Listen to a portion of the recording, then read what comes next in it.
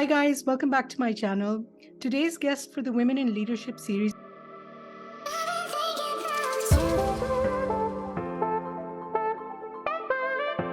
is Kasia Hein-Peters. She is a medical doctor and a visionary healthcare strategist. Kasia is also a best-selling author. She has leveraged her expertise to empower life science entrepreneurs, drive innovation, and transform patient care. With a proven track record in healthcare, AI, and innovation management, she's a prominent figure shaping the future of healthcare and biotech. So let's go and talk to her. Hi, Kasia. How are you?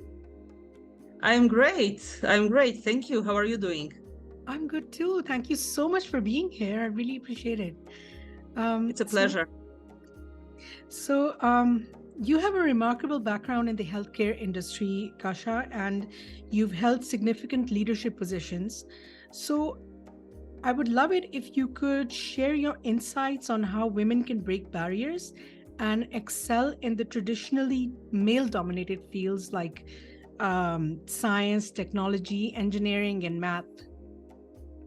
Thank you. And I think let me start with saying that my answers are based on my experience, of course, and there are many paths to be successful. But my path actually started with a good education. And I think that's probably the first and very important aspect of achieving the goals. Education in STEM. So I'm a doctor, so it's also STEM field. And my education was highly valued by many employers in the field where I ended up working. So I think that's really always number one. Then number two is to find a company that is focusing on diversity and will try to promote women equally to promoting men. So that was the second success factor. The third success factor is to find the right mentors and sponsors within the companies that you work for. Kasia, do you think that women give up too easily? But you talked about education, getting the right education, which obviously has to do with how your parents are also going to view you going into STEM sectors, right? For getting educated. My question is that, when it comes to going into such tough environments, I say because male-dominated environments, right? Yes. Women also have goals. Obviously, they've reached that place. Do you think that, women give up too easily when things get really tough and when there have to be a lot of sacrifices made in order to grow in your career? Not a lot of women make it to the decision-making tables. Why do you think that is? So why it is, I think, in my opinion, women are not afraid of sacrifices. What I observe, and again, it's all based on my observations and my experience. I think women sometimes are more focused on the family. So if the society does not help them to have a family and a career, which is still the case in many countries, a woman would then choose a family. And this makes her staying at home with children more often. It makes her having part-time jobs more often. And neither of this is helping with a career. So the social environment actually is incredibly important.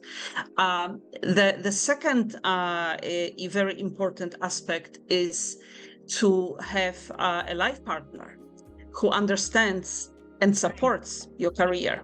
So I think that there are a lot of societal issues that we still need to solve, because I still see too often a situation where, a man and a woman are making decisions very early on in their marriage, who stays with children, who spends more time with the family. And because very early on, men starts earning a little bit more money than women, it seems almost like the most practical thing to do. A man is earning a little more, so why he should continue to work, and while woman can stay at home with children.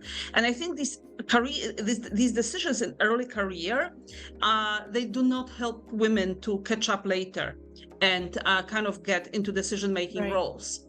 So I think that's something that maybe we are overlooking a little bit, and at the societal level, we really need to help companies to organize work in such a way that both women and men can focus on families, and then both women and men can focus on their careers. Well said. Yeah. Now, there is also the second, kind of the second time in women's careers where they kind of give up because they don't see the sufficient progression. And I don't think that they give up because they don't like challenges or that they are scared of challenges. Right. It's just the frustration of being in a company and seeing, that your male colleagues are surpassing you in their careers while you are sort of, left a little bit behind. And women make decisions to go to other places. They set up their own companies. Maybe they leave to do some other things in life, but this is kind of the second sort of mid-management stage. But women are just getting frustrated, and they just choose to do something else. Now they excel in doing something else, but they just decide to do something else. Okay, all right, understood. So tell me, your AI-enabled innovation strategies have gained a lot of attention. How can women harness the power of emerging technologies like AI to lead transformative changes in healthcare and other industries? I think that every transformation that is as big as AI is giving us a great opportunity because it kind of levels the playing field. Like nobody knows AI sufficiently. We are all learning. Obviously, there are people who know much more about AI than others, but this is because they work in this field and because they decided to learn. So I'm coming back to education somehow, which is I think a path that I recommend not only at the very beginning of the career but throughout the career. I really recommend to be always at the kind of cutting edge of your industry. Right. And this then allows to accept some challenging, transformative roles where there's simply not enough candidates. So then it almost doesn't matter if you're a man or a woman, as long as you have the knowledge, you have the right background, you can be given an opportunity to lead a very high level transformative efforts. And I see, interestingly here in the US, I actually see a lot of women in these positions. And I'm not talking about data scientists who are still mostly men, but I'm thinking more about people who lead the change toward digitalization and AI transformation. I see more and more women in those roles because it is really dependent on what you know. Right. And this is the knowledge that can be acquired.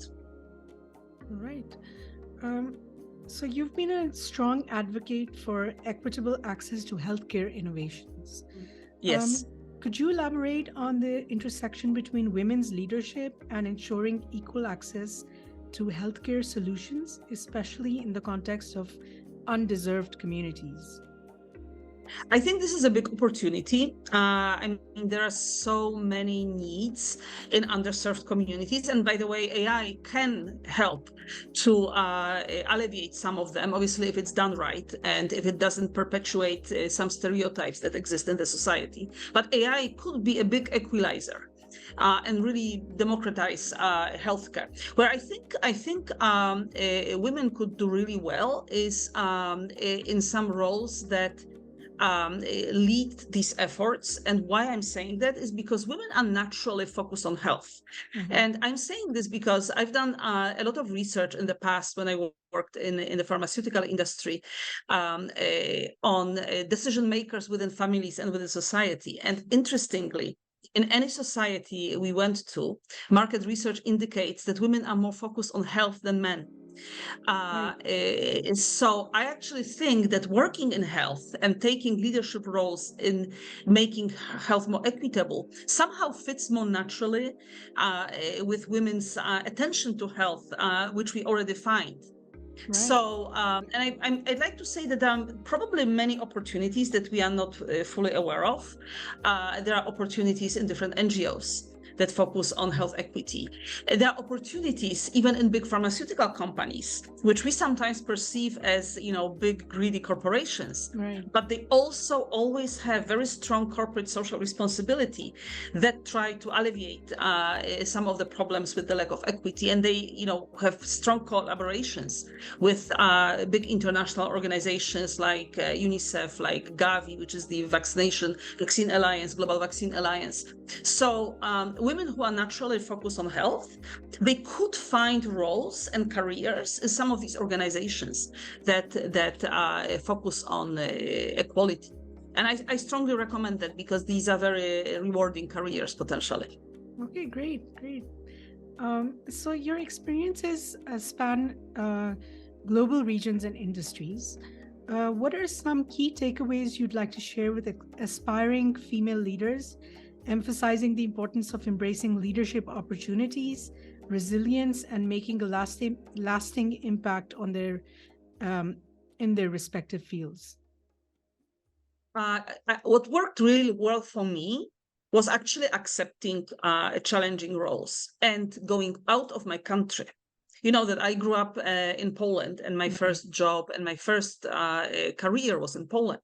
But then very quickly, when I started working for American companies, I started accepting positions outside of my own country. And this was probably the most developmental move that I could have made for a variety of reasons. One is the exposure to other cultures. And this helps to understand that other people don't work like you, and opens your mind to always going then into yet another country and yet another culture with this curiosity about how do they work, how do they solve problems, how do they interact in the professional situations. Because it's not like what you are used to in your own country. So I think it's incredibly developmental from developing this, what we call soft skills perspective, but also very developmental because not only you develop your soft skills, but you also, again, I come back to knowledge. You got a knowledge about how the world works in general. That's one. The second one is, once you have all these experiences under your belt, it's much easier to be promoted to a decision-making role. So accepting challenging assignments and accepting assignments outside of your country, I think are probably two things that I would always recommend that women do. And again, what stays in the way is the family and the husband's career. Right. So my recommendation, my advice for young women is really to choose a partner who will support you and will not be afraid to pause his own career for a while, to actually go with you somewhere to another country and support you, which was my case, by the way, and I'm for that very grateful.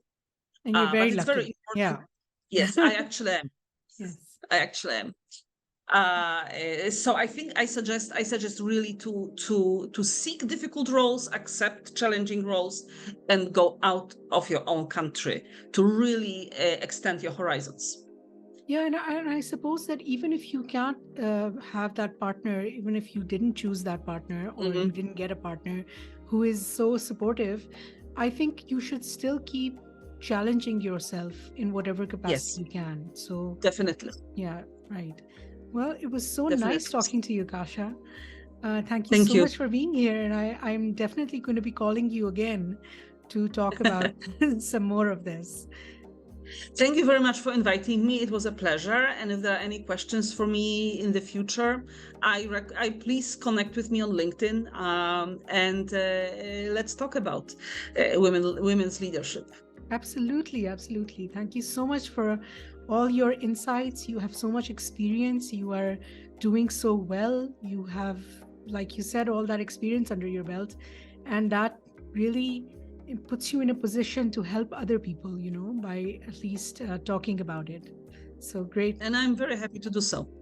Great. Wonderful. Thank you so much, Kasia. Thank you. Thank you so much, Amira. Thank you so much for watching, guys. I hope you enjoyed my talk with Kasia.